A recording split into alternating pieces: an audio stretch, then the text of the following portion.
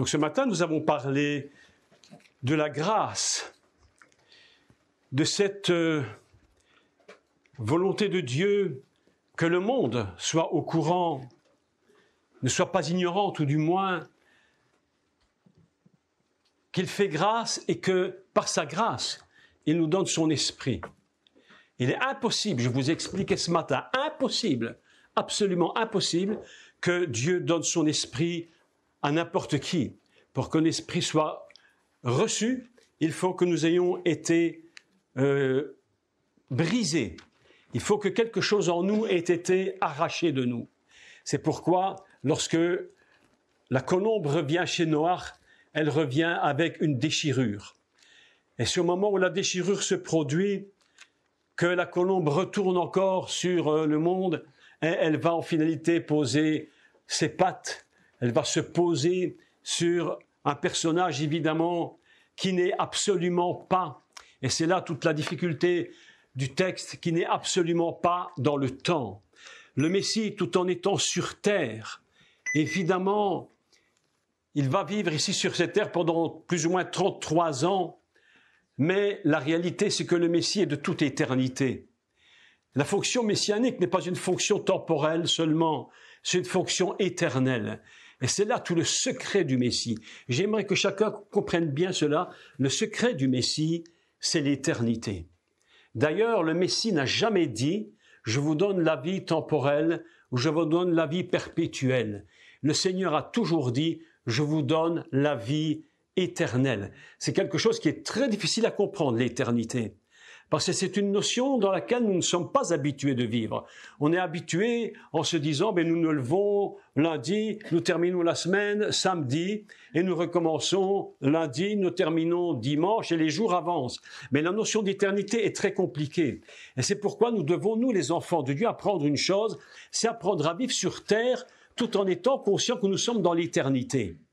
Ça, c'est très compliqué. Et pourtant, c'est ainsi que le Messie agissait.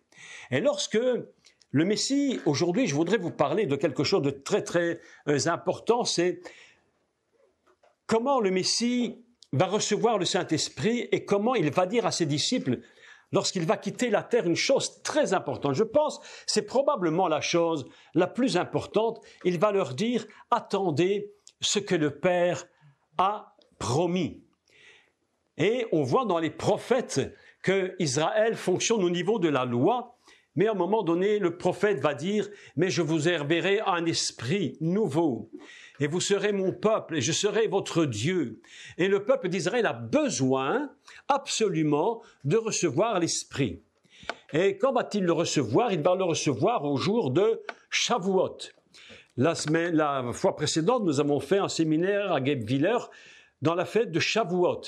Nous avons expliqué évidemment beaucoup de choses extraordinaires et cette fête de Shavuot a une relation extrêmement importante avec un psaume.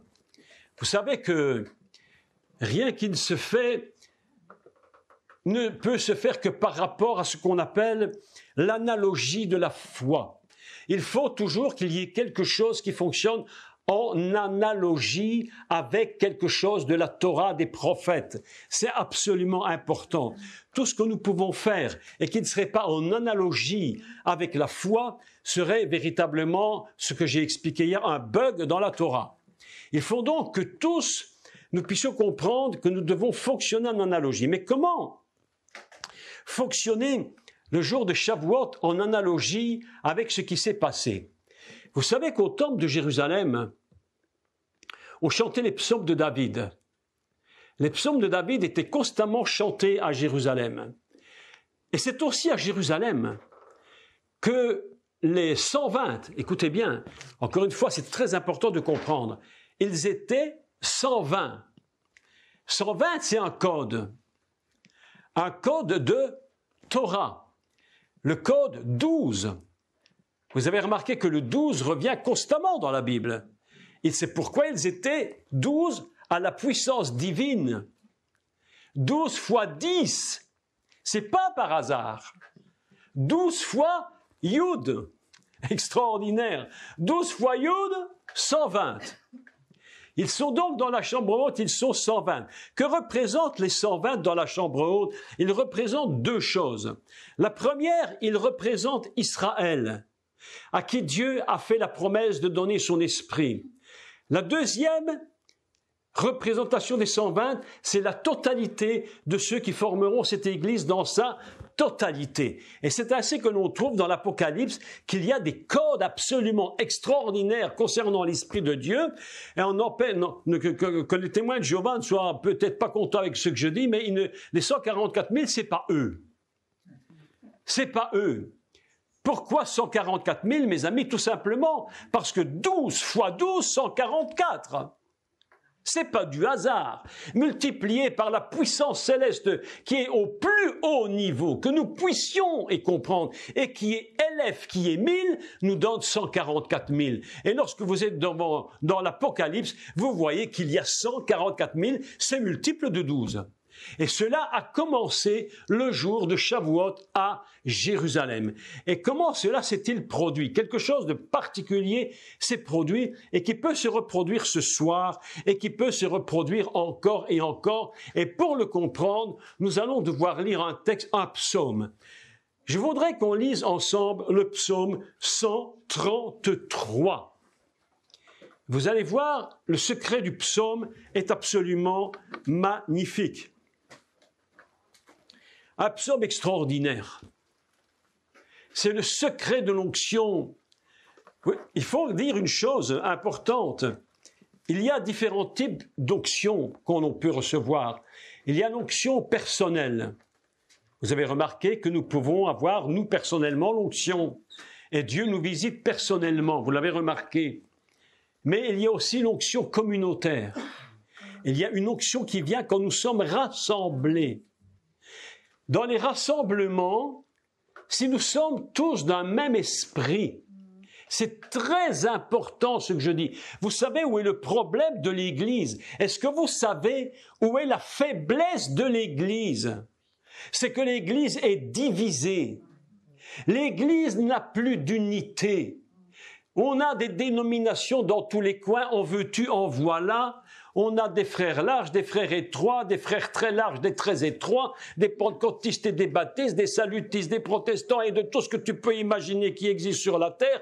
Et de là, un problème véritablement se pose. Je suis désolé, je le dis, un problème se pose, c'est que plus personne comprend personne. Et si tu n'es pas de ma dénomination, je ne te reçois pas parce que tu n'es pas dans ma doctrine. Mais mes amis, je vous dis, c'est là la faiblesse fondamentale de l'Église. Il n'y a plus l'onction de l'unité. Parce que l'unité, c'est une capacité que Dieu regarde pour donner une onction très spéciale à son Église. Si l'Église était de nouveau unie, en arrêtant de se poser des questions inutiles par rapport à l'autre Église, à l'autre dénomination, Dieu déverserait une onction absolument incroyable. Il se produirait des choses inimaginables. Mais l'Église étant divisée, elle est morcelée. Et une Église morcelée, c'est comme un vase qui est cassé. Tu as beau mettre de l'eau dedans, un jour l'eau disparaît. Et tu remets de l'eau, mais de toute façon, l'eau va s'écouler, parce que le vase est brisé. La Bible nous dit une chose incroyable. Elle dit à Israël un reproche terrible. Elle dit, vous avez mis de l'eau dans des citernes qui sont crevassées. Et vous essayez de puiser, mais vous ne trouvez plus rien, parce que les citernes sont crevassées. La seule façon de recevoir l'unité et l'onction communautaire, c'est de trouver l'unité. Il faut ce soir que nous soyons tous dans la même unité. La Bible nous dit, dans le livre des Actes, ils étaient tous ensemble. Pas seulement dans le lieu, pas seulement géographiquement. On peut être ensemble géographiquement et ne pas être ensemble dans l'esprit. On peut se trouver dans des églises géographiquement unies dans le lieu et que notre tête n'est absolument pas unie. Et ce que l'Esprit veut, c'est que nous soyons ensemble dans un même esprit. Quel était l'esprit de Shavuot? C'était quoi l'esprit du jour de la Pentecôte? Ils étaient tous ensemble pour attendre la même chose. Oui ou non? Oui. Qu'est-ce qu'ils attendaient? Eh bien, ils ne le savaient pas. Voilà une chose. Il dit, allez et attendez ce que le Père a promis. Mais qu'est-ce qu'il avait promis? Qu'est-ce qu'ils attendaient? Et voilà que le jour de Shavuot, ils étaient tous ensemble unis, attendant la même chose. La question que Dieu nous pose à tous ce soir, mais qu'est-ce que nous attendons ici ce soir? Quelle est ce soir notre attente? Est-ce que nous attendons tous la même chose? Est-ce que nous attendons tous une visitation du Saint-Esprit? Est-ce que nous attendons tous une onction spéciale ce soir sur tous ici et qu'aucun de nous ne soit épargné de l'onction? Lisons le psaume 133. C'est le secret de l'onction communautaire. Oui, le secret de l'onction communautaire. Première question, qu'est-ce que nous attendons ce soir? Est-ce que vous attendez une bonne prédication? Est-ce que vous attendez un bon enseignement? Est-ce que vous attendez un beau chant? Le jour de Shavuot à Jérusalem, personne n'a prêché, à part Pierre qui a dit quelque chose au sujet de Judas qui était remplacé.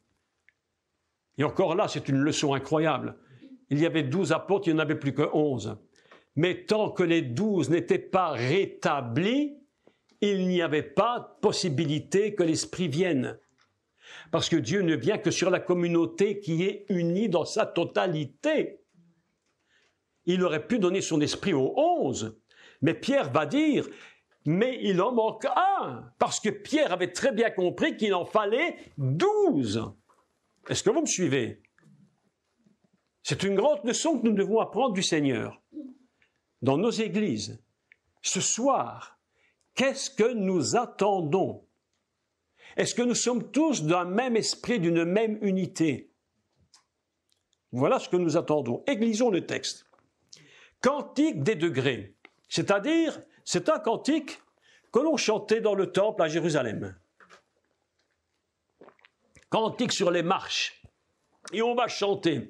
Dans le temple de Jérusalem, on chantait les psaumes, on parlait de ça tout à l'heure à midi avec notre sœur, notre frère, on parlait de l'onction. L'onction qui se dégage lorsque les chanteurs dans le temple de Jérusalem se mettaient à chanter les psaumes. Il y avait une vibration divine qui se dégageait. Et quand on rentrait dans le temple de Jérusalem, on entendait des louanges, on entendait des chants. Vous savez que la musique est une vibration. Et l'Esprit de Dieu, il nous dit qu'il vibrait, il frémit, il vibre. Et lorsque la musique commence à monter, et lorsqu'on chantait les psaumes de David, essayez d'imaginer l'image, tous les sacrificateurs en robe blanche le long des marches, des escaliers, et les trompettes qui sonnaient, po, po, po, po, po, po, et tout le monde jouait, tout le monde chantait. Et qu'est-ce qu'ils chantaient? Oh, voici qu'il est doux pour des frères de demeurer ensemble. Oh là là là là là là. Au moment où la parole était dite, il y avait une puissance dans le temple de Jérusalem, quelque chose absolument inimaginable. Aujourd'hui, on essaie de faire de la musique. Aujourd'hui, le but de la musique, c'est très simple aujourd'hui. Plus on fait de la musique forte, plus on est content. Vous allez voir des orchestres, des musiques rock qui font des concerts terribles. Encore, chacun fait ce qu'il aime. Moi, je dis pas que j'aime pas la musique, mais à Jérusalem, c'est pas la même ambiance, c'est pas la même onction. Il y a une présence de Dieu et il chante « Oh, qu'il est doux pour des frères de demeurer ensemble ». Et qu'est-ce qui se passe lorsqu'on est ensemble? Qu'est-ce qui se passe? C'est comme l'huile, l'onction. Ouh! Ouh, ouh, ouh. C'est comme l'huile. Précieuse. Shemen Tov, la bonne huile. Quand tu fais la cuisine, tu cherches la meilleure. Tu regardes sur la bouteille, l'huile d'olive, première pression.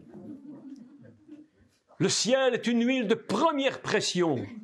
Je vous dis la vérité, c'est tellement vrai que même les sacrificateurs, lorsqu'ils produisaient l'huile d'onction, c'était la première pression qu'il fallait prendre, parce que c'était celle qui contenait toute la force. On ne oint pas un sacrificateur avec de l'huile de deuxième qualité.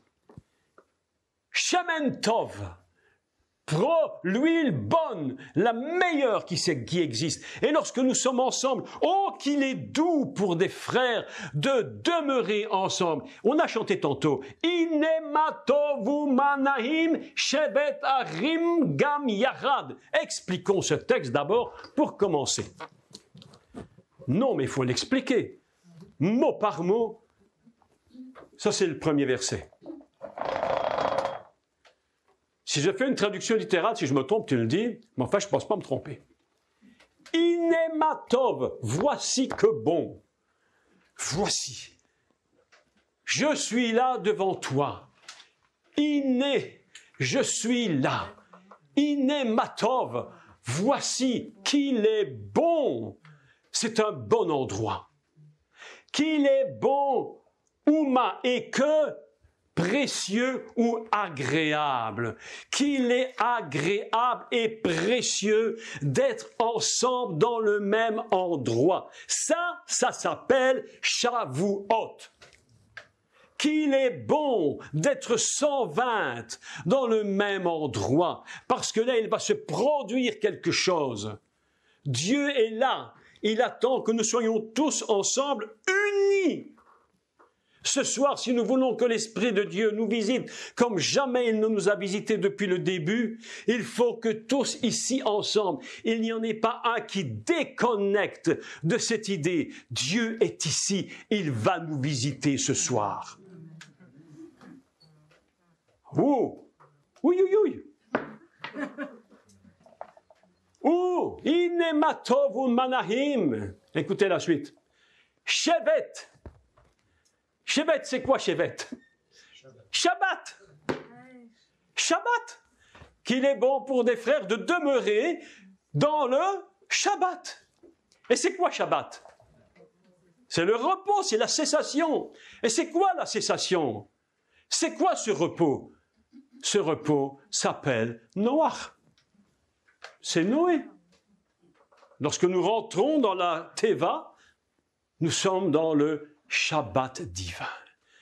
Le repos est à l'intérieur, à l'intérieur. C'est pourquoi il a utilisé Shevet, Shevet, qu'il est bon d'être dans le Shabbat. Aujourd'hui, nous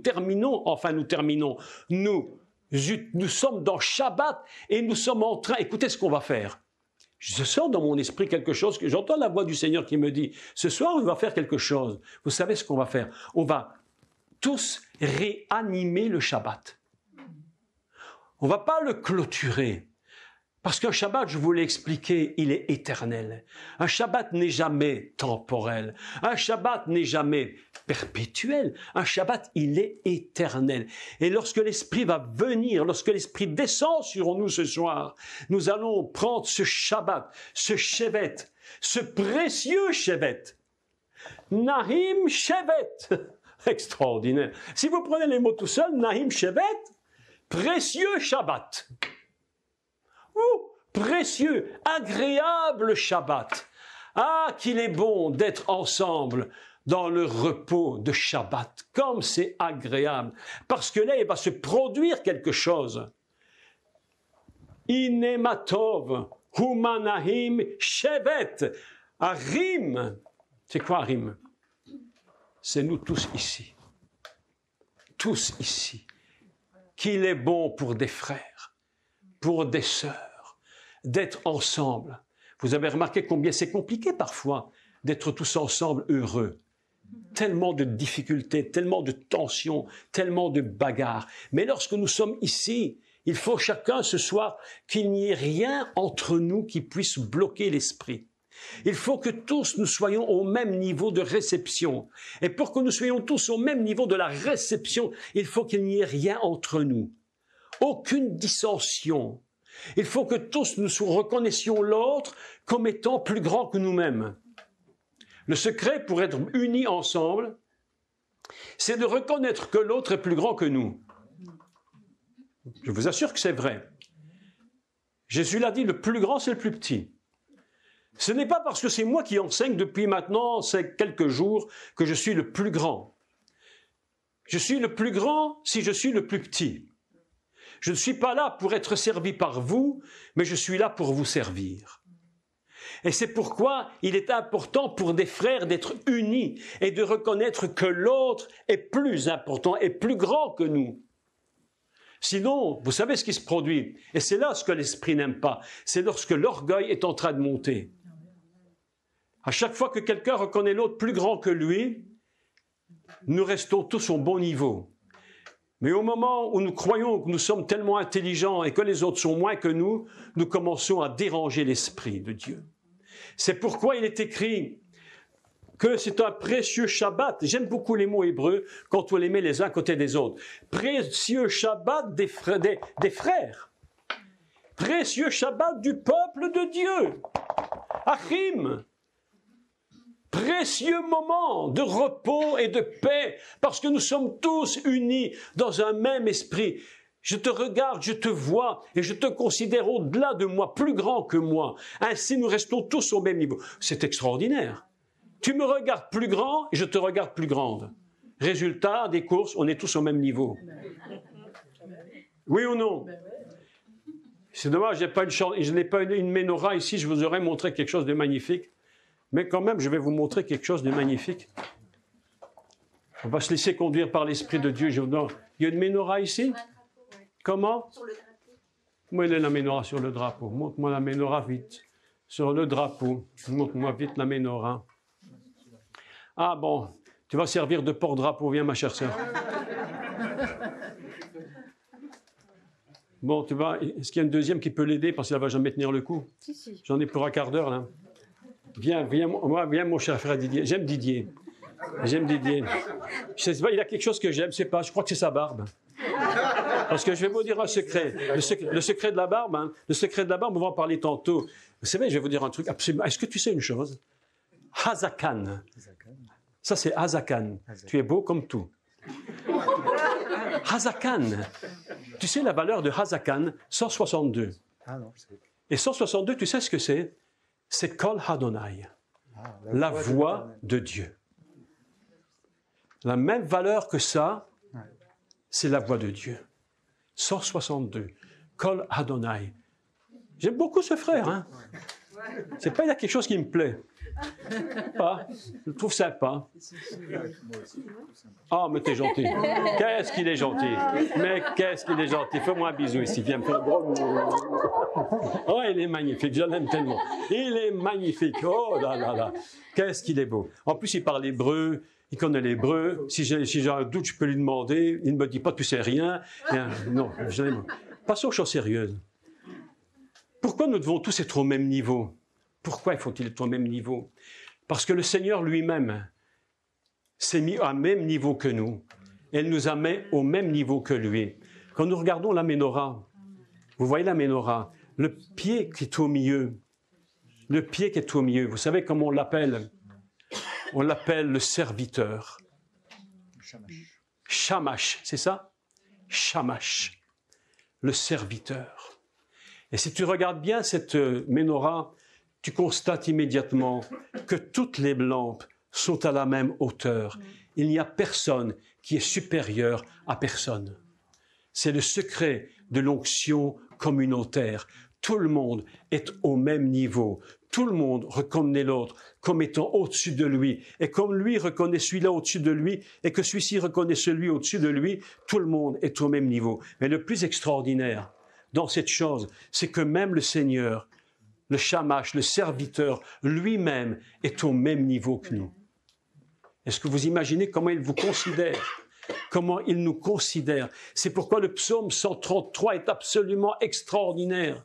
Ah, qu'il est bon et précieux! Comme c'est précieux d'avoir du repos, d'être dans le calme et la tranquillité, alors que nous sommes tous ensemble dans le même lieu, attachés, deux par deux. C'est pourquoi Yeshua a dit, allez deux par deux. Nous sommes attachés ensemble. Ainsi, nous avons une idée magnifique de la menorah et de ce psaume. Merci beaucoup.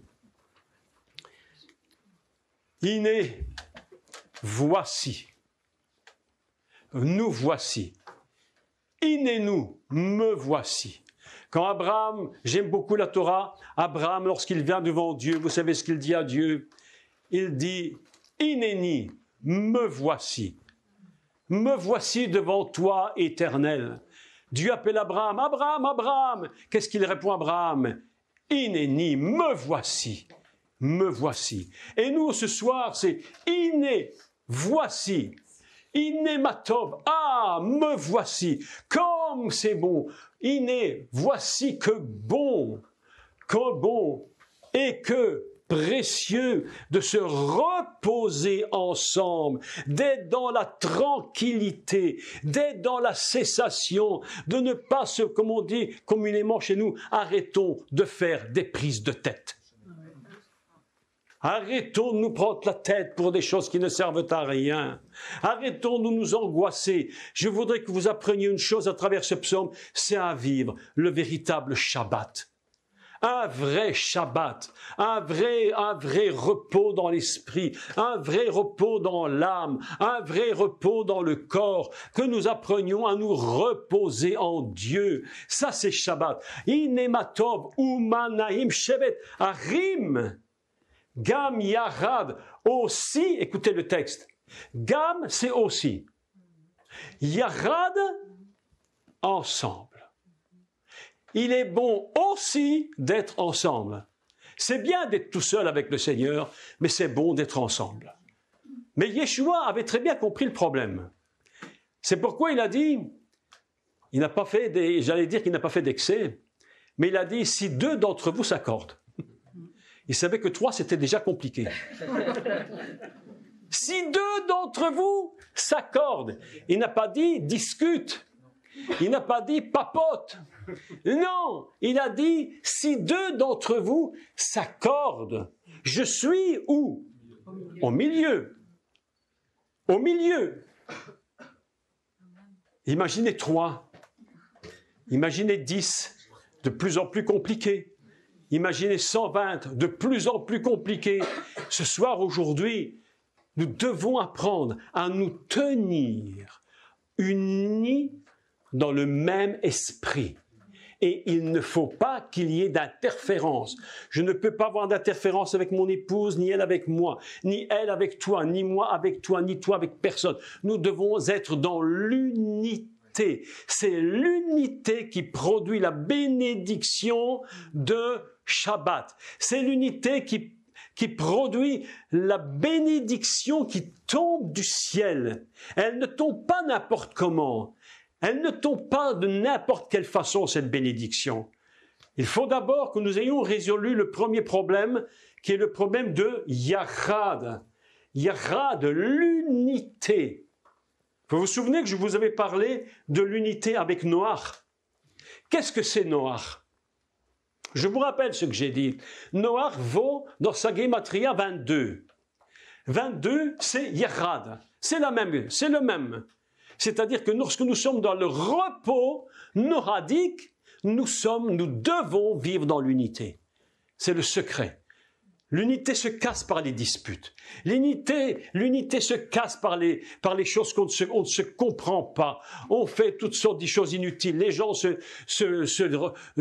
racontent les uns sur les autres. Tout ça doit disparaître. L'onction communautaire fonctionne dans l'unité. C'est indispensable. Et que chacun regarde l'autre comme étant au-dessus de lui-même. Ah, qu'il est bon. Inematov umanahim shevet. Rappelez-vous de shevet, Shabbat. Rim gam yachad. D'être aussi ensemble. Nous, j'aime beaucoup le mot gam. Tu sais pourquoi j'aime le mot gam, Didier? Parce que si tu le retires, on peut dire qu'il est bon pour des frères d'être ensemble. Mais le mot aussi signifie que c'est quelque chose en plus. On peut être seul, mais on peut aussi être ensemble et parfaitement s'entendre. C'est pourquoi j'aime beaucoup Gam Yachad. Inematov umanahim shevet arim Gam Yachad. Écoutez la suite. Lorsque cette chose est résolue, alors l'unité produit quelque chose d'extraordinaire. Écoutez-moi bien ce qui est écrit. Ka shemen atov. Comme la bonne huile. Lorsque nous sommes dans l'unité et qu'il n'y a pas de dysfonctionnement de l'unité, on dit c'est Kashemen Hatov, comme la bonne huile.